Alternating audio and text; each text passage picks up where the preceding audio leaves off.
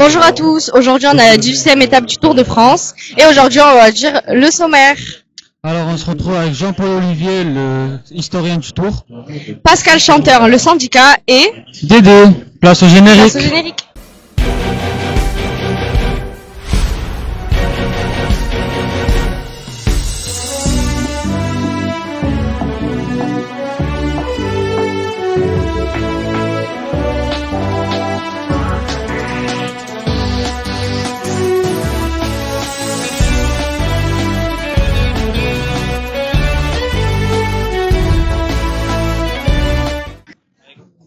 Iliès, ça va, t'es fatigué? Ouais, un peu, mais t'as pas vu le rythme de l'assaut, on se réveille tôt, on dort tard, on fait des interviews jusqu'à pas d'heure. Ah mais pour changer ça, on doit avoir un syndicat pour nos droits de pichou, non? Mais le seul qui peut nous aider, c'est Pascal Chanteur. Ben on va le voir. Vas-y. Bonjour, vous allez bien? Oui, très bien. Bah, on est sur le Tour de France, on peut qu'aller bien. Quel est le rôle principal du syndicat des coureurs professionnels que vous présidez? Eh bien écoutez, on est là, alors c'est un syndicat comme tu viens de le dire, on va se tutoyer, hein. Mais c'est un syndicat avant tout de service, on est là pour accompagner le coureur durant sa carrière. Donc on commence par des formations pour leur apprendre comment évoluer dans ce microcosme qu'est le cyclisme. Mais on les accompagne sur toutes les parties juridiques, sur leurs droits, sur leurs devoirs.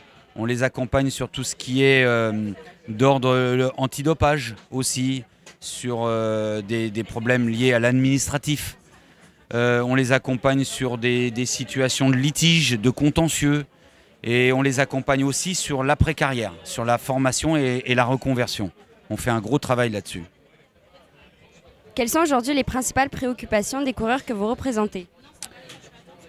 Alors en premier lieu, la sécurité.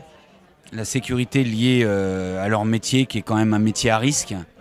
La sécurité sur les épreuves, donc lors des compétitions, mais pas que, aussi lors de leurs entraînements.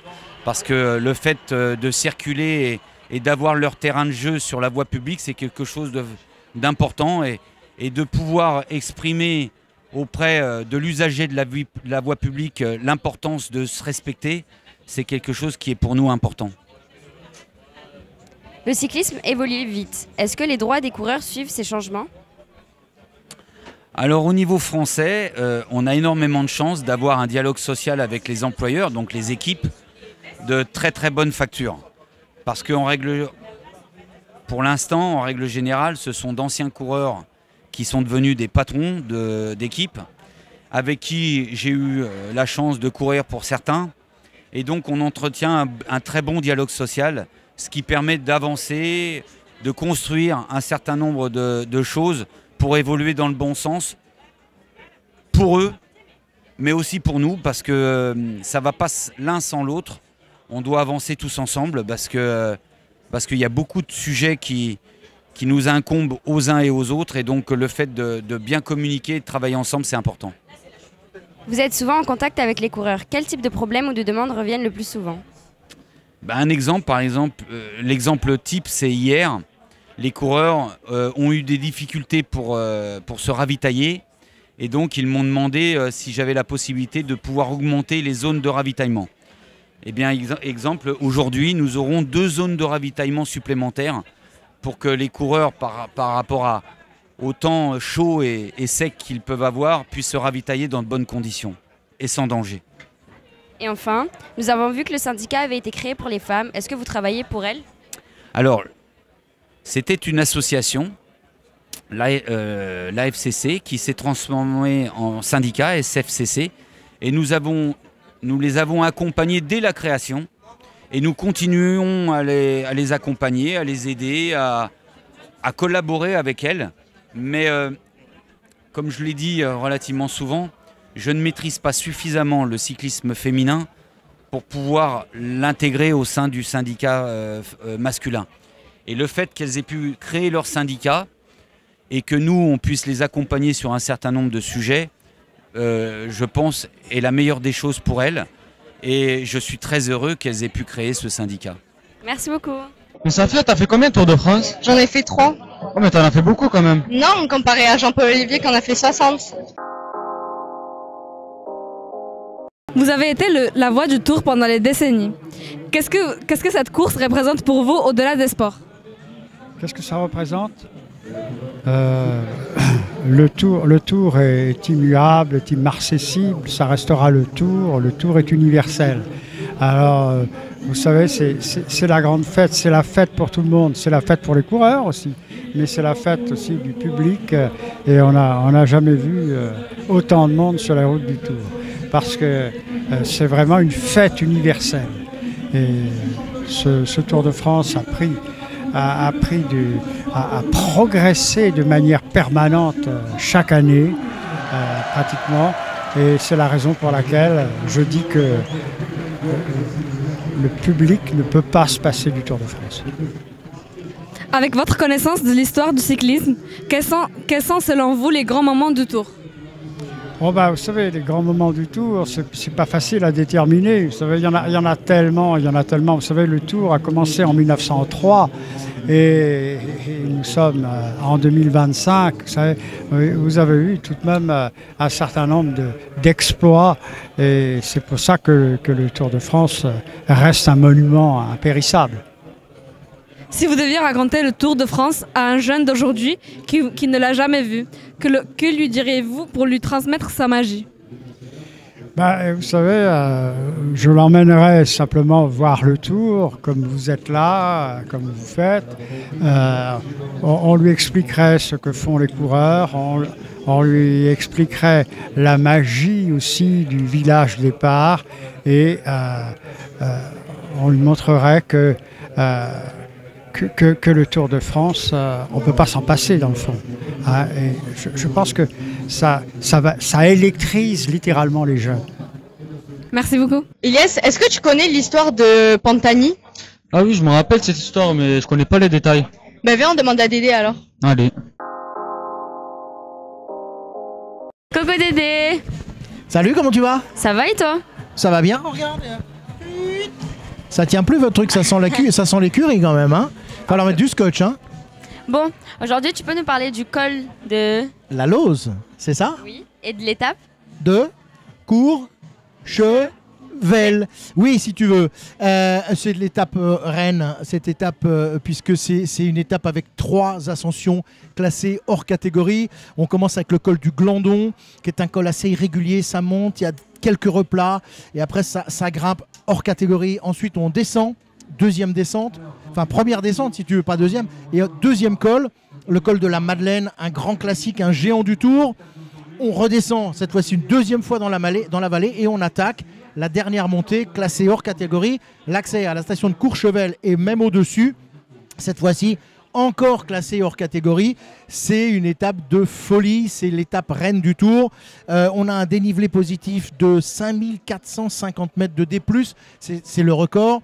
On arrive là-haut à Courchevel, on a la route qui monte à la station, on passe l'Altiport et on continue ensuite sur une route qui est une route qui était à l'origine pas faite pour les voitures, qui était en terre battue, qui a été ensuite asphaltée et qui aujourd'hui prolonge un peu l'arrivée, un peu plus loin, un peu si tu veux, c'est pas tout à fait pareil, mais un peu comme la super planche des Belles-Filles, prolonger la planche des Belles-Filles, sauf que la super planche elle n'est pas asphaltée, alors que là la montée au col de la Lose jusqu'en haut elle est asphaltée. Là-haut il y a un dernier coup de cul, on arrive à un 20%, ça redescend un peu et ça se termine. C'est véritablement l'étape reine de ce Tour de France dans les Alpes. N'oublions pas que nous aurons aussi le souvenir Henri Desgranges. Alors question, est-ce que tu sais ce que c'est que le souvenir Henri Desgranges? Non. Tu ne sais pas. Alors, le souvenir Henri Desgranges, c'est un prix, c'est une distinction qui est accordée à celui qui passe en tête en haut du Tourmalet. Sauf quand le Tourmalet n'est pas le sommet le plus haut du Tour. Okay. Et donc cette fois-ci, c'est l'arrivée à Courchevel. Et donc le souvenir Henri Desgranges sera donné à Courchevel et non pas comme d'habitude en haut du Tourmalet. Alors après, cette étape de Courchevel, elle est sympa parce que elle rappelle aussi des souvenirs qui n'étaient pas forcément toujours de très bons souvenirs, en tout cas des anecdotes. Dans les anecdotes, il y en avait une avec Marco Pantani. Tu connais Marco? Un peu? Un peu, oui. Alors Marco Pantani, il était comme moi, enfin pas comme moi physiquement, hein. Il était comme moi avec un truc sur la tête, c'est pour ça que j'ai mis ça d'ailleurs et que je peux retirer. On l'appelait le pirate parce qu'il était, il était avec un bandeau de pirate qui se mettait dans les cheveux. Grand coureur qui a gagné le Tour en 1998 de mémoire et qui est décédé malheureusement en l'an 2004 dans des conditions extrêmement confuses à Rimini en Italie, juste à côté de là où il était né, du côté de Cesenatico. On y est passé l'an dernier avec le Tour quand on est parti de Florence et qu'on avait fait notre incursion sur l'Adriatique. Il est décédé dans une chambre d'hôtel un peu glauque d'une overdose de cocaïne, donc c'était quand même pas terrible comme fin. Malheureusement, il a pour son souvenir un très beau musée qui est là-bas sur l'Adriatique, dans lequel on voit ses vélos, ses tenues. On y voit même sa carte de coureur professionnel où il y a marqué « Je lutte contre le dopage ». Point de suspension, puisqu'il a fait partie de ces coureurs de l'ère Armstrong, qui est une ère noire pour le vélo. Avec des anecdotes aussi le concernant. Non seulement il avait cette prestance habillé en pirate, il avait ses lunettes, il était vraiment un coureur très atypique. Et puis il y en a eu aussi qui ont essayé sur certaines étapes, et donc une étape qui arrivait à Courchevel. Eh bien, lui, il avait réussi à semer Armstrong, il avait réussi à semer tout le monde, à revenir sur l'échappée. Il était vraiment très en forme. Il y avait à l'époque, il y avait Moreau, il y avait Virenque, il y avait Armstrong, il y avait tous ces coureurs-là d'une autre génération. Et puis il y a des gens qui se sont infiltrés dans le peloton. Aujourd'hui, c'est très surveillé. À l'époque, ça l'était, mais peut-être un peu moins. Et donc, tu as des coureurs qui étaient des indépendantistes basques qui se sont incrustés dans le peloton, habillés en coureurs, très affûtés aussi, et qui ont terminé l'étape et qui ont même passé la ligne d'arrivée, dont un qui était en maillot jaune. Et donc là, les commentateurs ne comprenaient pas, parce que tu avais un peu plus bas, tu avais la caméra qui prenait les coureurs, et un peu plus haut, tu avais les mêmes coureurs, ou en tout cas certains qui étaient repérés comme étant identiques, qui passaient la ligne. Donc à ne rien comprendre. Alors après, évidemment, ils ont été arrêtés. Oui. On a bien compris que c'était des faux, mais ils imitaient tellement bien qu'on a cru à un moment que c'était des vrais. Comme quoi, tu vois, le col de la Lose qu'on a emprunté en 2020 et en 2023 est une arrivée à Courchevel qui pourrait nous réserver quelques surprises. En tout cas, en dehors de ces anecdotes, en dehors du pauvre Pantani, qui était quand même un garçon extrêmement sympathique, italien, qui a gagné. C'est la seule année, en 98, il a gagné à la fois le Tour et le Giro. Ce qui est quand même, le Giro et le Tour dans l'ordre. Donc c'était quand même un très grand coureur, même si il n'était pas forcément toujours très propre sur lui en termes de dopage. Mais bon, ça fait aussi partie de l'histoire du Tour. Et si on veut retenir quelque chose de sympa, quelque chose d'agréable, quelque chose de vraiment sportif, c'est cette étape qui arrive à Courchevel, col de la Lose, le toit du Tour, 3 cols hors catégorie. Et après, il faudra redescendre dans la vallée. Merci beaucoup. Est-ce que tu as déjà visité la ville de Vif? Non, mais ça a l'air super joli. Bah, viens, on va regarder ça dans les derniers jours. Vas-y.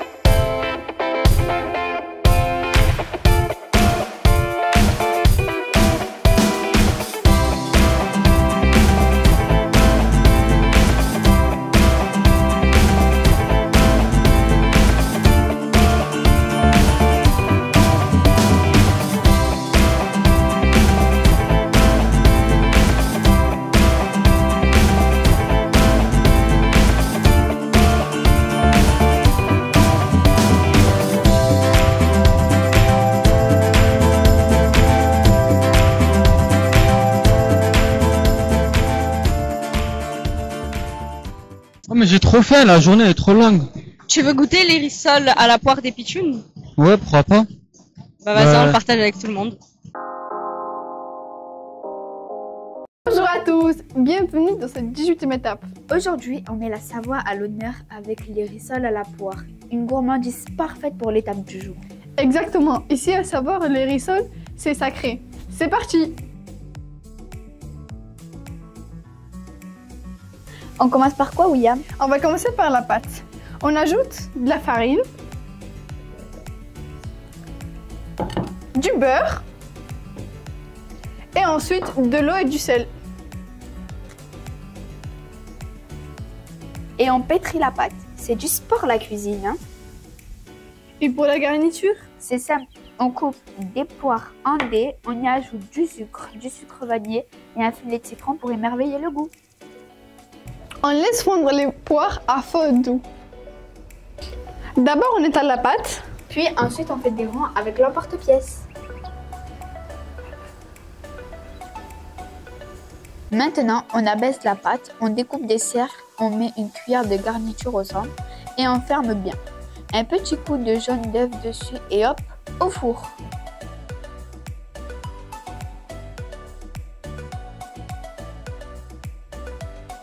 Ça cuit pendant combien de temps? Ça cuit 20 minutes à 180 degrés au four. Yes, on aura le temps de voir passer le peloton. Retrouvez-nous sur notre émission en détour sur les tours. Dans interviews et nos rencontres souvent exceptionnelles, je vous en dis pas plus. Petit résumé de cette 18e étape du Tour de France, nos journées en photo sur nos différents réseaux sociaux et nos émissions à découvrir sur TV Pichoun. Et voilà, nos biscuits sont prêts. Ça a l'air délicieux. On se retrouve demain pour une nouvelle recette. Oui, à demain.